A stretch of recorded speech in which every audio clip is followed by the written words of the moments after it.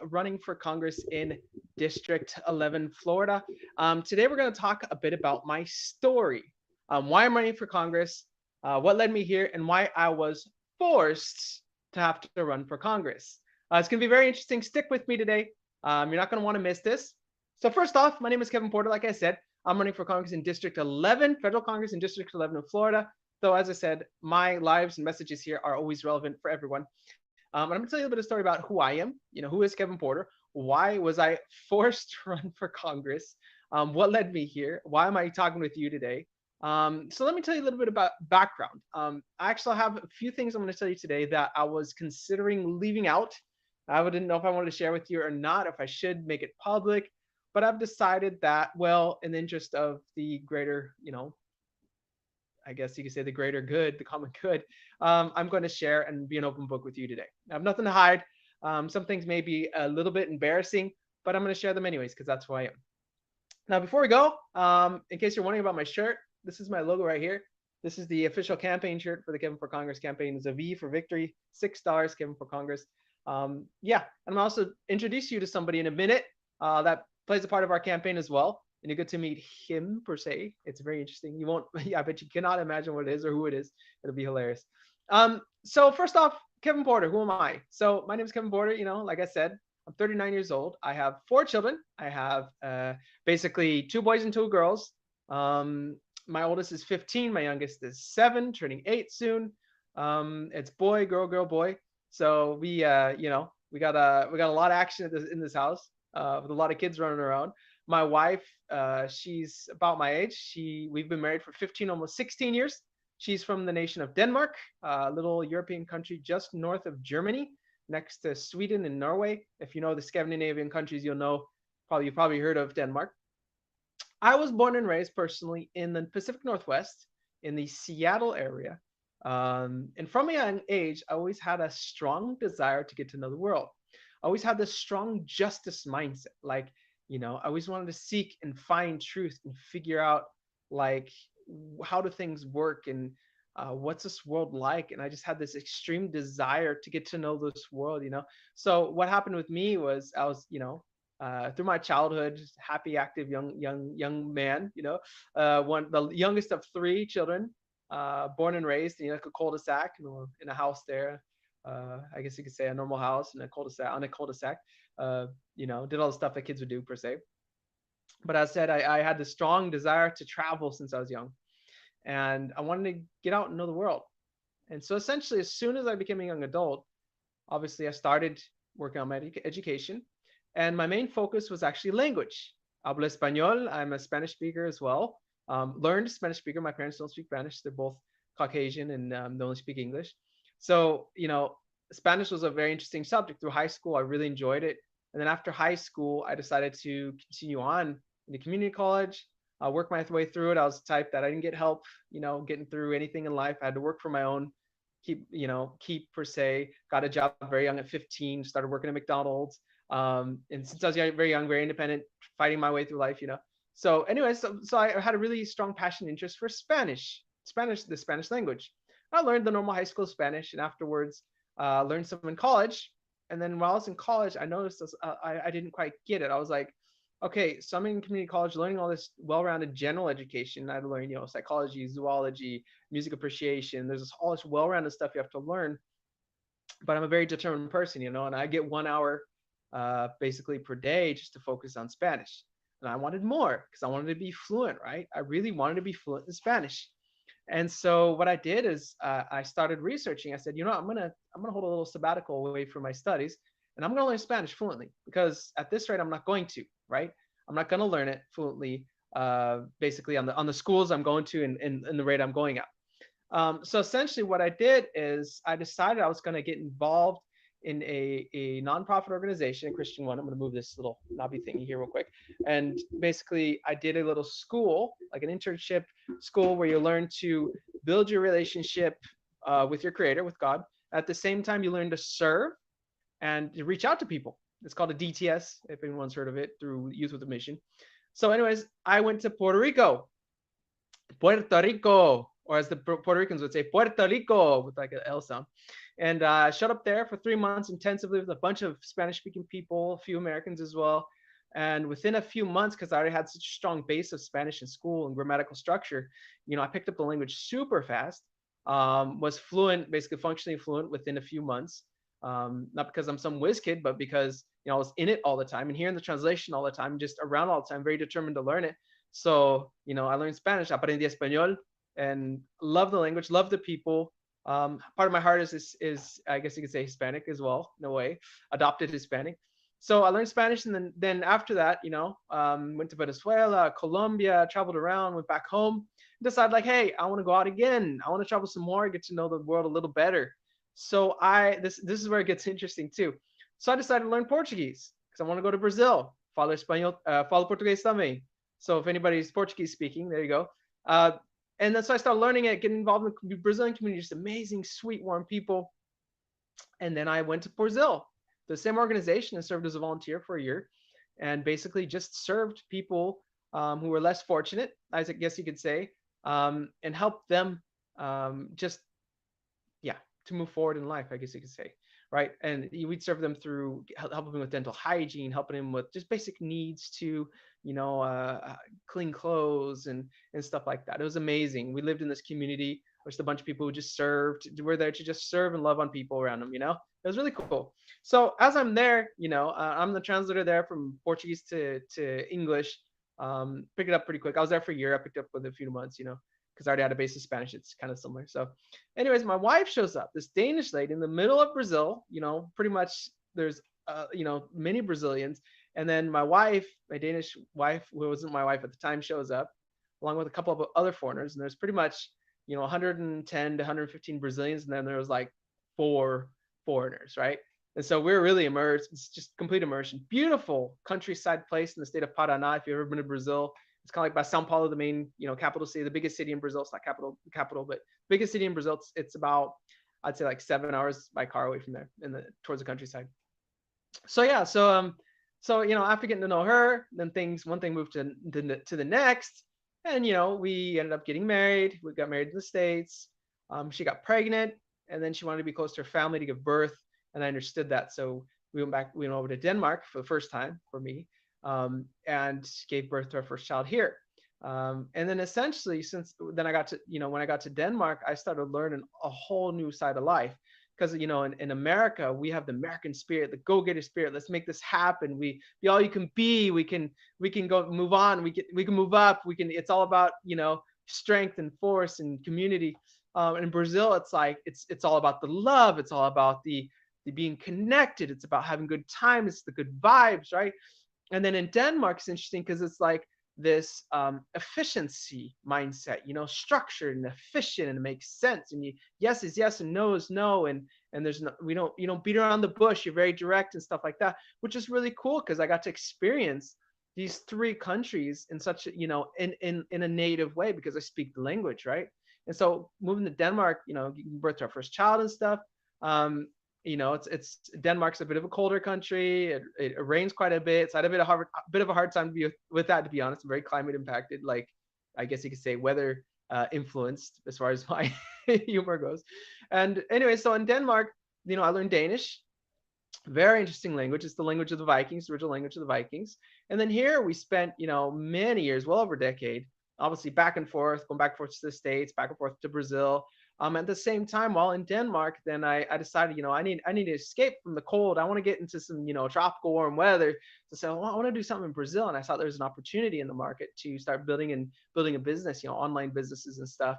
And I grabbed the bull by the horns and I built a business in Brazil, launched it. It was highly successful, became actually pretty well known in Brazil, was stopped regularly in the streets, had a YouTube following of 500,000 people. What did I do? How did I get that following?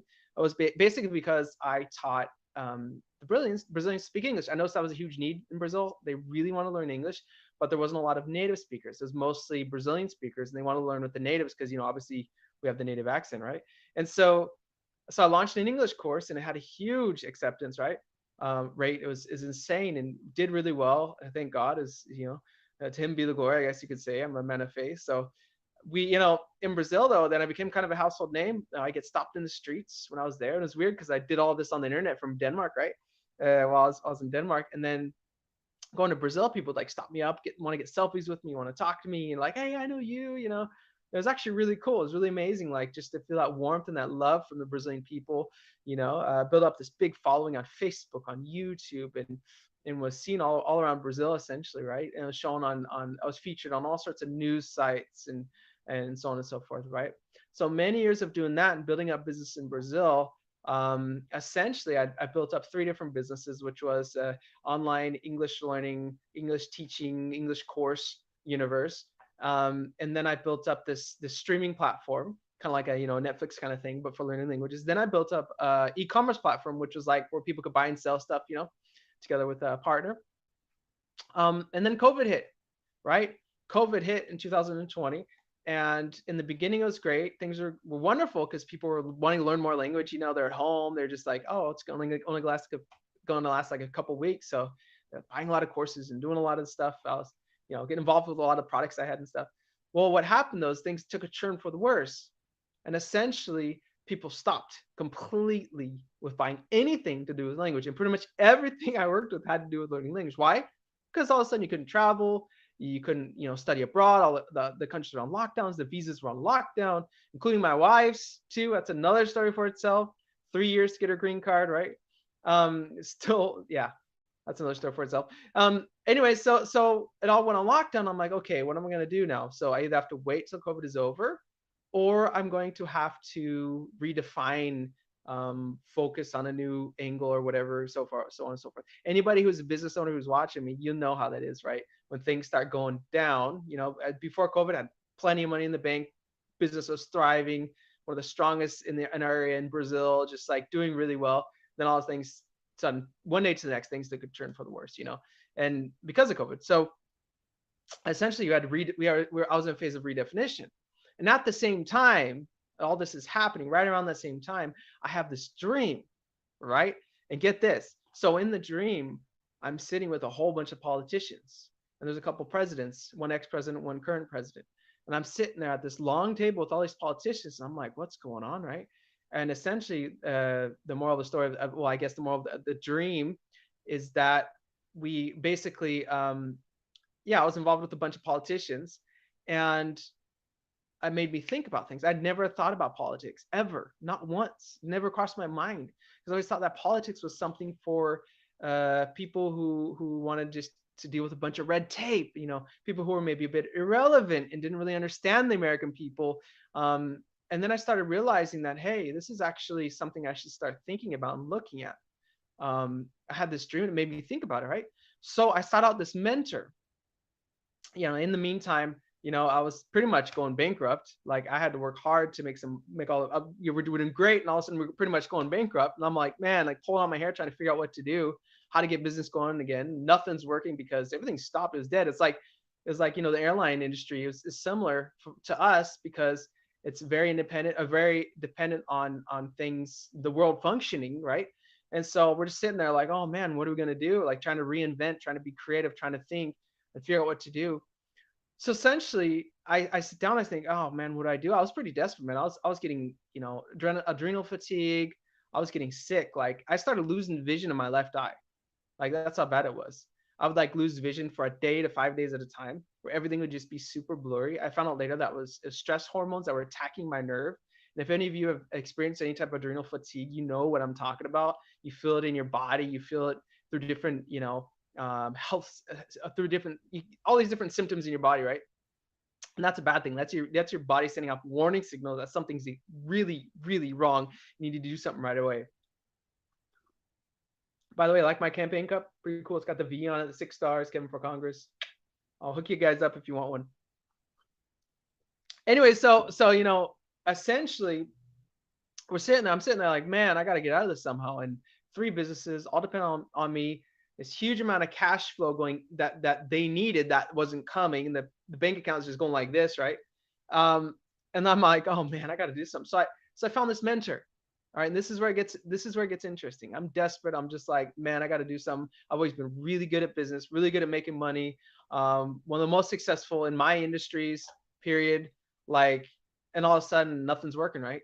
Oh, what do I do, right? Anybody who's felt the effects of COVID in their business or their jobs, you know what I'm talking about. It's stressful.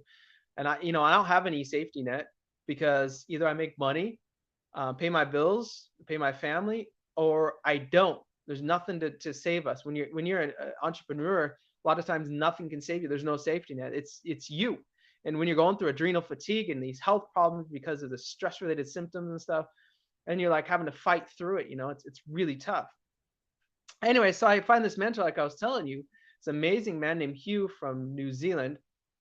Great guy. Dude's been unbelievably successful in his career. I don't even know how much money he's made. It doesn't really matter to me that much, but he's had I don't know if dozens of businesses. The dude's like, he's good. And a friend of mine was doing some mentorship with him, and I said, hey, could you like connect me with him in some ways, because I need help. I need to get out of this somehow. And it's very bold of me to ask this. He probably won't even take me on, right? This guy's really super successful. Like, I don't know how many multi hundreds of millions or billions or whatever he's made, but it's way up there. And and he's probably not going to want to take me on, but I'm going to try, because I need to desperately get out of this, right? And there's a saying, right? God works in creative ways, and mysterious ways, I guess you could say, creative, mysterious. And so I asked him, he says, okay. And then, he introduced me to him, connected me, and I wrote to him and I said, hey, could you mentor me? He's like, well, what do you want mentorship for? And I said, this. I was just very bold and direct. I told him I need help. I need to move forward. I need to figure out what I'm doing. And I'm sitting there like, what do we do, right? And I had a series of dreams about politics, right? And that made me think about it, right? I didn't know if it was, a sign or whatever, but I was thinking about like, oh, this is interesting. So I sit down with this mentor. We're starting our first sessions, and he works through like, this amazing transformational leadership process of defining like, what is it you're called to? What is it you should be doing? What do you want to be written on your tombstone? That was like, whoa, starting to think about like, someday when I pass away, which I will, which we all will, what do you want it to say on your tombstone? That I just sat around and didn't do much, or that I transformed this or did that? What should it say on your tombstone? What should people remember you by? You see what I mean? This is where it gets deep. And so what I wanted people to remember me by was service, was serving them and making a difference. It wasn't making a bunch of money. It wasn't being successful on the business side necessarily and having recognition. It was people's lives being transformed for the better. It was about people becoming the best version of them, and understanding how much they're loved and cared for. And I started realizing these things through these mentoring sessions he'd do with me. And he accepted gratefully. I don't know if I said that, but he accepted me to mentor me, which is amazing. And I'm so thankful to this day. And then all of a sudden, I'm going through all these processes with my business and what I'm going to do in Brazil. And maybe eventually someday I'll do it internationally, because it started in Brazil because there's an opportunity there that wasn't in anywhere else. It was a virgin market. And I had to like hit the nail on the head and do it, because it's unbelievable opportunity, right? And I was going to expand to the States. I wanted to get in the States as well. And I'd already expanded a bit abroad in Europe and stuff. And anyway, so he's telling me, he's like, one session, he says, hey, I need one of my buddies to join in on this session. He's also super successful. Dude's unbelievable successful. And sorry, I said New Zealand. I meant to say Australia. I hope he doesn't watch this, because he's going to beat me for that. He's Australian, and his buddy was Australian as well. And he says, I want him to, hop on a call. His name's Ben, right? And I'd watched one of his lives where he tells his story, and I wasn't doing so well. I was sitting there, feeling those adrenal fatigue symptoms and stuff. They did like this transformational leadership live, right? Look it up on Google, transformational leadership, if you're interested, by the way. And he on the live, he was noticing me, and he was like feeling something for me, like he wanted to talk to me, like feeling that, not feeling something for me in that sense, but like he's feeling that he needed to talk to me somehow. Anyways, and then going back, to what I was saying, then Hugh, my mentor, invites him on a call with me. And we're sitting there, and he's like, I remember you. You were on that transformational leadership Zoom call. There's a bunch of people, and he was telling a story and what he'd been through. And he's like, and we're talking, they're sitting, I'm talking about my business, and they're talking about looking at some angles, like, well, maybe you should redo this or think about this. And like, they're trying to help me, get back traction in my business, which would come if I worked at it enough. COVID eventually died down for the most part. I mean, it's still a bit there, but we're back to international travel again. And except for in the States, where there's still a vaccine mandate for tourists, but that's another story. So anyways, so he's telling me, he's like, okay, what angle should we look at? How should we get it going? How should we, what should we do to essentially get you back on track and building your business again and getting things to accelerate? We're looking at it, and all of a sudden they just stop up. And then Ben, other mentor, he comes on, he says, you know what? You're supposed to be in governance. You're supposed to be in politics. I'm like, what? He's like, yeah, your heart is to serve the people, is to lead people, serve them, lead them through serving them, serving leadership, right? Essentially, where you're at the back of the pack, serving, making sure everybody's going in the right direction.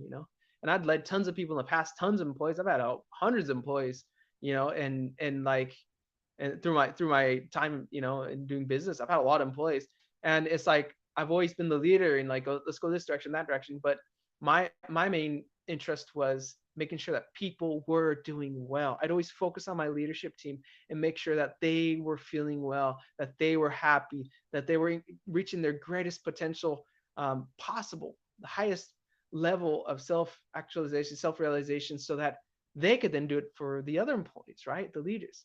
I was always more interested in that than the actual business. I get business ideas, innovative ideas, and that was cool. But my whole interest was making sure that people were being transformed and being served and being taken care of. And I'd love to like extract the potential out of them, right?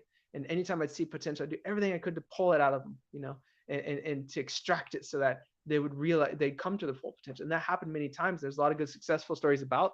I could tell you about that. But essentially, they told me you're supposed to be in governance. You should be in politics. I'm like, what? Right? So I had all these dreams and all this crazy stuff, right? And all of a sudden they're telling me this. I'm like, okay, that must be some type of sign. There must be something going on. So I started really looking into it. I started really praying is what I started doing, right? I started really seeking God and like hearing, like, is this what you want me to do? If you do, open the doors, make it happen. And then one thing led to the next. I started reaching out, trying to talk to campaign consultants, trying to talk to different people, and then all of a sudden things started falling into place, right? One after another to run for Congress, right? Got myself, I guess you could say, registered. I had to take care of a fee. I had to take care of all this stuff to make it happen, right? And against all odds too, because I'm an independent. I'm not a Democrat. I'm not a Republican, right? I believe there's amazing people in both parties, but I'm very anti that bi-party system. Why? Because it's turned into power games. Because it used to be a thing of, you had the Democrats and Republicans close. There's the center here, and they're both on each, a little bit on each side of the center, right? And now it's like this, right? It's getting like this. Maybe some side longer over than the other, further over than the other. It's getting super extreme and extremely polarized, right? We saw that recently in President Biden's speech, where he went after, a lot of the Republicans and stuff. And basically, the Republicans are going after Biden, and it's just East Coast versus West Coast, gang war style thing, right? And I was like, man, I need to get into politics, and I need to go as in the center. And I need to go like straight, like down the middle, right? Not on each side, but I need to go down the middle, because down the middle is where I believe the best solutions are. And also because our country was built upon the foundations that any man can be represented or be a representative. So that means that we don't have to be a career politician. And essentially, we shouldn't be. Because a career politician is out of touch with the country. They're out of touch with what's going on in the nation, especially when they're older. So my whole thing is, I'm 39, from the business world. I've definitely, I've been there, done that, been through a lot of things going on in this world, understand what's going on, how it is for a family, how it is to have children, how it is to be dealing with insane amounts of inflation, right now, with energy prices increasing, food prices increasing, and it's only going to get worse, unfortunately, I believe. I know how that is. So like, I can identify with you better, right? I can represent you better because I know what I'm representing, versus a career politician that's been there forever, who's just kind of, in their own little world, doing their own little thing, right? Does that make sense? So being a center politician, independent, means that you can vote for me for who I am and what I stand for. You can vote for me because you feel that I stand for the same ideals, or a lot of them, that you stand for, right? That you are that you identify as, right? And a lot of that I talk about in my book, Reviving the American Dream, 3 Essential Steps to Winning Back Our Country Before It's Too Late. an urgent call for all Americans to rise up and fight what we still can. I talk a lot about this past, present, future, like how was the country formed, right? On what principles? I talk about like where we were at, where we're going, where we are, and where we're going, where we're heading as a nation, like what direction. This also gives a three-step system that I believe will save our nation, will get us away from oppression and tyranny. I believe we're heading towards the direction of oppression and tyranny, and we need to change course before it's too late. And this isn't against any specific political party. There's a lot on both sides that are doing a lot of bad stuff. There's also people on both sides doing great stuff. But this just kind of basically is an open book, get the pun, about what's going on, what needs to happen. You can pick up your copy. You just donate towards shipping and handling. That's it. I'll give you the book for free, the booklet for free. All you do is just click on the link below this video, and you can get your copy today. Okay, and learn more about my ideals, what I stand for. But a lot of it's, like I said, it's very center focused. So essentially, when I say center, it means that I have conservative values, also have some liberal values, right? In the sense that, for example, I believe that women should have maternity leave. I believe they should have paid maternity leave. The USA is the only country in the world that doesn't offer its women paid maternity leave. And that's an important thing because I don't think you should be punished because you want to have a child, that you have to give up a job or, basically you have to downsize everything, and downsize your lifestyle because you want to have a child. No, you should be blessed because you're having a child.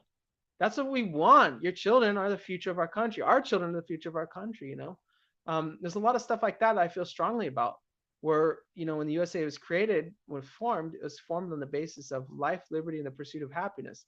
The government should guarantee those rights, those God-given rights, inalienable rights. And so that means that our government needs to make sure that those rights are essentially guaranteed for us Americans. And if they're not, then we need to course correct. And they're not. A lot of them are being violated right now. American dream is on a downward spiral. It's only going to get worse, right? Unless we stand up and do something about it, right? So that's why I'm basically a politician now, or I believe I already am. I've actually been on essentially a political trip to Brazil already. I'm down in Brasilia, the capital of Brazil. I met with several politicians down there, talked to them, did some bridge building for the future. I didn't go as a politician. I went as Kevin Porter, but as an aspiring politician. And I met with the president's right-hand woman. She's sitting there. She got a call from the president while I was there. And, I could most definitely get, if I had a reason, I could get a meeting with the president of Brazil. I could do some bridge building. There's some stuff I discovered and I learned about corruption going on in Brazil that's also going on in America, and ties and connections there where I have a really good connection for that as well, to basically reveal and bring into light a lot of the stuff that is going on in America, a lot of the corruption that's going on in America. And I have connections to bridge building there with Brazil, with some investigations going on. So I'm already acting in this capacity as a politician per se, aspiring politician, just waiting for you to vote me in November. Actually, early voting starts the 29th of October in Florida, District 11. So, and that's the whole thing is like, I really believe it's so important that we as Americans, we vote for those who we believe in and not just for a party. Because if we keep voting party based, then we're going to polarize things even more and more, and it's going to be even worse. It's going to turn towards war, turn into war. It's going to go towards war. I'm not kidding you. We don't want a civil war on our territory, but we're heading in that direction if we continue this route, because we're polarizing things more and more to the point where, you know what, a lot of these cities or states that are very liberal versus conservative, they could start fighting within the union. It's happened before, North versus South. It's a long time ago, but we're getting polarized and we're heading that direction. So we need to unify. We need to join. We need to unite. We need to vote for people who represent our ideals, who will transform this nation.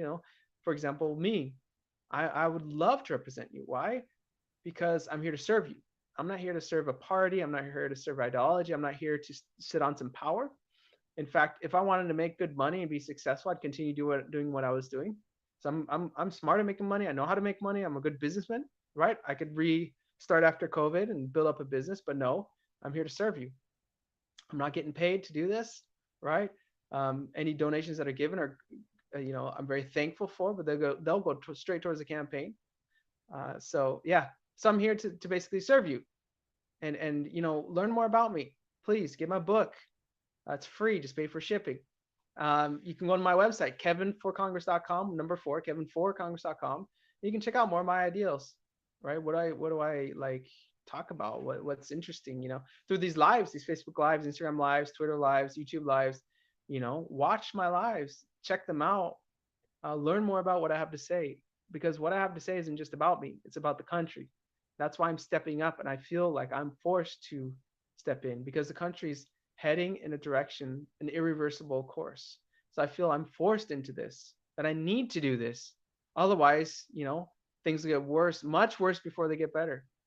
Um, so we need to stand up as a nation, not just me. I'm just here to represent. I'm here to do my best to represent you in our nation and the federal level. I have a lot of experience abroad, which is very important these days with the globalized country with relationships abroad.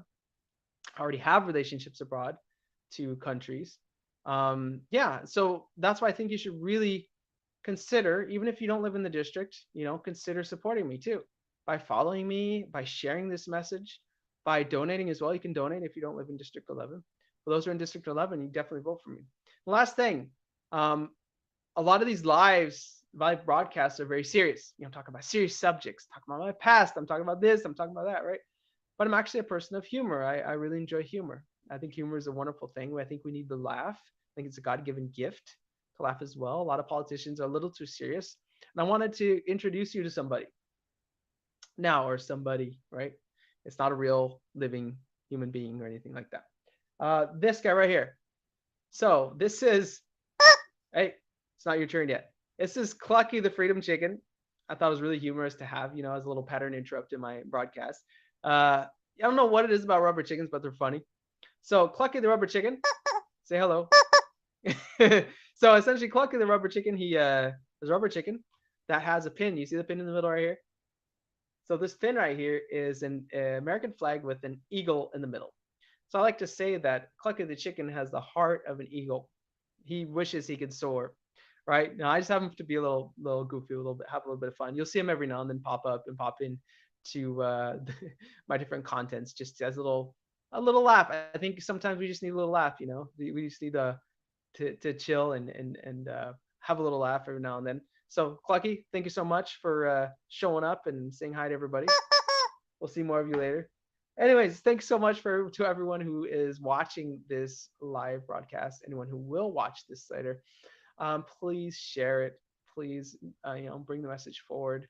We need to get it out there about what's going on in our nation. Like I told you, this book of mine this booklet reveals a lot of secrets, a lot of stuff going on behind the scenes that they don't tell you. That's why it's in the book format, right? The stuff that's in here, I'm not going to speak about here in these lives, right? A lot of stuff going on here. I'm not going to mention like, what's going on, because why? Because I could easily get shut down. So it's in this book. Get yourself a copy. Click the link below this page, or if there's no link, go to Kevin for Congress /free-book and pick yourself a copy up. Okay. You just donate towards shipping and handling, and I'll take care of the rest. All right. So thank you so much once again. I look forward to talking to you again every Monday, Wednesday, Friday, 8 a.m. Eastern Standard Time. We're doing this. Signing off for today. Got to get back to work here and working on the campaign. Looking forward to talking again. So bless you. God bless your family. God bless this nation. We'll talk to you soon. I'm gonna shut off here.